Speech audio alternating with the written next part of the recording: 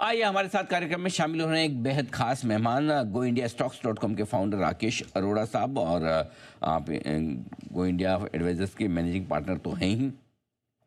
मकवायरी जैसे दिग्गज FIIs brokerage में आप हेड ऑफ रिसर्च के तौर पर एक दशक से ज़्यादा लंबा काम कर चुके हैं।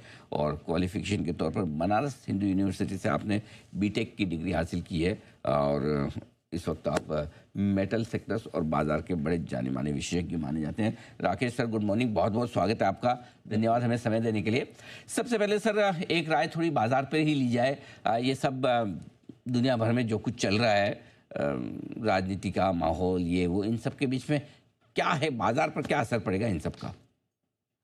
अनिल जी, अगर जो चीजें बाजार को मूव करती हैं, अगर उनका अपन विश्लेषण करें, तो पहले अगर देखें कि डोमेस्टिक अपना जो मैक्रो इकोनॉमिक फैक्टर्स हैं वो तो सब पॉजिटिव की तरफ दिखा रहे हैं। जीडीपी का ग्रोथ अच्छा आया है, हमारा रेटिंग अपग्रेड हुआ है, जीएसटी कट की बातचीत चल रही है।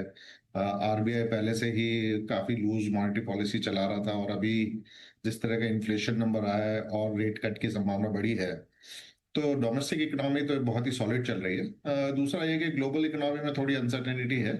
टैरिफ को लेके क्या होगा कहना मुश्किल है, बट अभी तक मार्केट यही उम्मीद कर रहा है कि हम 25% पे सेटल हो जाएंगे। तो देखते हैं, अगर वहां पे कुछ ज्यादा ऊपर नीचे ना हो तो मैक्रो इकोनॉमिक एनवायरनमेंट तो काफी सॉलिड लग रहा है।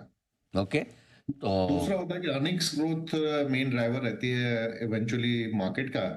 तो उसमें भी पहले 18-19% ग्रोथ की उम्मीद थी, अब गिर के 9-10% पे आ गई FY 26 के लिए। और FY 27 के लिए 13-14% पे आ गई है कंसेंसस।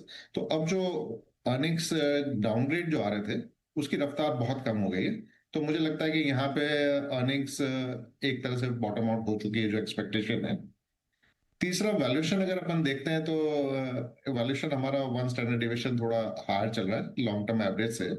बट अगर मैं ग्लोबल इमर्जिंग मार्केट वगैरह से कंपेयर करें, तो हम 5 साल के एकदम निचले स्तर पर चल रहे हैं। जो हमारा प्रीमियम चला करता था उनके साथ, वो बहुत लो हो चुका है। चौथी चीज अगर हम देखें, तो एफआई फ्लोज वगैरह की बात है, तो एफआई ने तो दबा के माल बेचा है। और अब कोई भी हम फंड्स ले लें, जेम फंड्स ले लें, एशिया जापान ले लें, या इमर्जिंग मार्केट फंड्स ले लें, करीबन इंडेक्स से हम 200 से 250 बेसिस पॉइंट अंडरवेट हो चुके हैं। तो यहाँ पे सब कुछ एक बॉटम सा नजर आ रहा है फंड्स फ्लो के हिसाब से।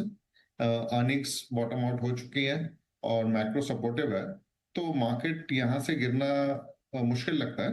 अगर टैरिफ में कुछ अनहोनी सी होती है, तो हो सकता है कि 24,000 तक चला जाए। अदरवाइज मुझे लगता है कि अगर 12 महीने का व्यू लेंगे, तो यहाँ से करीबन 10% की तेजी तो मार्केट में बनती हुई दिख रही है। तो 27,000 तक का टारगेट इजीली पॉसिबल है 12 महीने में। ठीक बात है। तो ये आपके लिए पूरा पूरा मार्केट का मूड माहौल। अब आइए आपके फेवरेट सेक्टर पर एक बार राय ली जाए। मेटल्स कैसे देख रहे हैं सर इस ग्लोबल मूड माहौल में? क्या निवेश के लायक हो चुके हैं ये शेयर? यदि हाँ, तो क्या पसंद है आपको? सो अनिल जी, इसमें दो तरीके से देखना चाहिए। एक तो डिमांड अगर देखें, तो गवर्नमेंट ने कैपेक्स को काफी फ्रंट लोड करने की कोशिश करी है। तो हो सकता है कि सेकंड हाफ में उतना गवर्नमेंट कैपेक्स ना रहे। और अभी ये डिमांड ग्रोथ आएगी, कंज्यूमर ड्यूरेबल्स वगैरह से थोड़ी बहुत डिमांड ग्रोथ आनी चाहिए। बट इतना ज्यादा डिमांड ग्रोथ आ जाएगी, कैपेक्स साइकिल बहुत तेज चल पड़ेगा, ऐसा दिख नहीं रहा है। तो डिमांड थोड़ा न्यूट्रल है इंडिया में। और विदेश में भी थोड़ा न्यूट्रली चल रहा है, बिकॉज टैरिफ की वजह से काफी सप्लाई चेन में गड़बड़ी हो रही है। तो चाइना में भी थोड़ा प्रोडक्शन कम होता दिख रहा है। तो अगर अपन डिमांड की तरफ से देखें, तो एक न्यूट्रल से थोड़ा सा मंदी का माहौल नजर आ रहा है। बट दूसरी तरफ डॉलर इंडेक्स काफी वीक हो रहा है, जो कि कमोडिटी प्राइसेस के लिए सपोर्टिव है। और रुपया भी डेप्रिशिएट हुआ है। तो मुझे लगता है कि अर्निंग सपोर्ट रहने वाला है।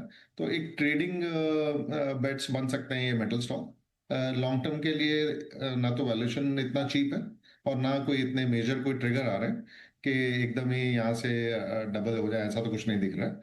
बट हाँ, ट्रेडिंग बेट 10-20% ट्रेडिंग बेट बीच बीच में लिए जा सकते हैं। तो कल से जीएसटी काउंसिल की बैठक भी शुरू हो रही है। काफ़ी कुछ प्रोडक्ट्स के जीएसटी रेट्स बढ़ जाएंगे, कर जाएंगे। कहाँ मौके आपको दिखते हैं? क्या किसी सेक्टर की कुछ स्टॉक्स की री रेटिंग होने की संभावना है? सो देखिए, जो एकदम ही सेंसिटिव है प्राइस को लेके सेक्टर्स, जैसे कि ऑटोज हो गए, कंज्यूमर ड्यूरेबल्स हो गए, जहाँ पे कि 5% 10% प्राइस कट होने से डिमांड में काफी फर्क आ सकता है। तो वो तो सेक्टर अच्छा करेंगे और वो कर ही रहे हैं। पिछले अगर 3 महीने का अपन देखेंगे तो कंज्यूमर डिस्क्रिशनरी जो वो 10% ऊपर है, तो मार्केट पहले से ही उसको फैक्टर इन कर रहा है। और मुझे लगता है कि जब रेट कट आएगा तो ये रैली थोड़ा और अभी चलेगी, 10-20% तो रैली और चल सकती है।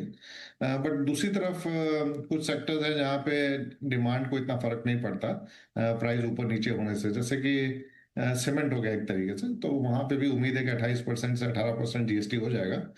बट ऐसा नहीं है कि प्राइस कम होने से आप ज्यादा सीमेंट लगा दोगे, इंफ्रास्ट्रक्चर वगैरह पे डिपेंड करेगा, तो सेंटिमेंटल इम्पैक्ट आएगा। बट आई थिंक इन्वेस्टर्स को उसका फायदा लेके थोड़ा अपना पोजीशन कम करना चाहिए सीमेंट जैसे सेक्टर में। तो जो सेंसिटिव सेक्टर है वो वहीं पे बने रहना चाहिए। एक और चीज़ बताएं सर कि ऐसे में क्या निवेश ज़्यादा इस वक्त लोकल इकोनॉमी से जुड़े हुए सेक्टर्स में रखें, ग्लोबल इकोनॉमी से जुड़े हुए सेक्टर्स अभी भी रिस्की हैं? अनिल जी, उसमें तो कोई दो राय नहीं है कि ये अनसर्टेनिटी अभी 3 साल और चलेगी, और हम एक ट्वीट दूर है वॉलेटिलिटी से। तो मेरे हिसाब से डोमेस्टिक सेक्टर में बने रहना ही बेटर है, और गवर्नमेंट इतना स्टिमुलस दे रही है तो उसका फायदा भी डोमेस्टिक सेक्टर को ही होना है। और हो सकता है कि एक्सपोर्ट वगैरह ना हो उतना, तो डोमेस्टिक डिमांड पे ही काफी कंपनीज को निर्भर रहना पड़ेगा। तो इसमें तो बिल्कुल कोई दो राय नहीं है कि डोमेस्टिक सेक्टर पे ही बने रहना है। हाँ, ये और कर सकते हैं कि थोड़े मिड कैप अब आउट परफॉर्म करना स्टार्ट कर रहे हैं, mid cap and small cap. तो from large cap to mid cap वाली जो शिफ्ट है वो थोड़ी चालू हो रही है, तो स्टॉक स्पेसिफिक मिड कैप्स पे फोकस किया जा सकता है। ओके, बिल्कुल। तो सही कह रहे हैं राकेश जी कि एक ट्वीट आया ट्रम्प का और मार्केट ऊपर नीचे हो जाए कोई बड़ी बात नहीं, इसलिए ग्लोबल सेक्टर से थोड़ा दूर रहने में ही इस वक्त समझदारी है।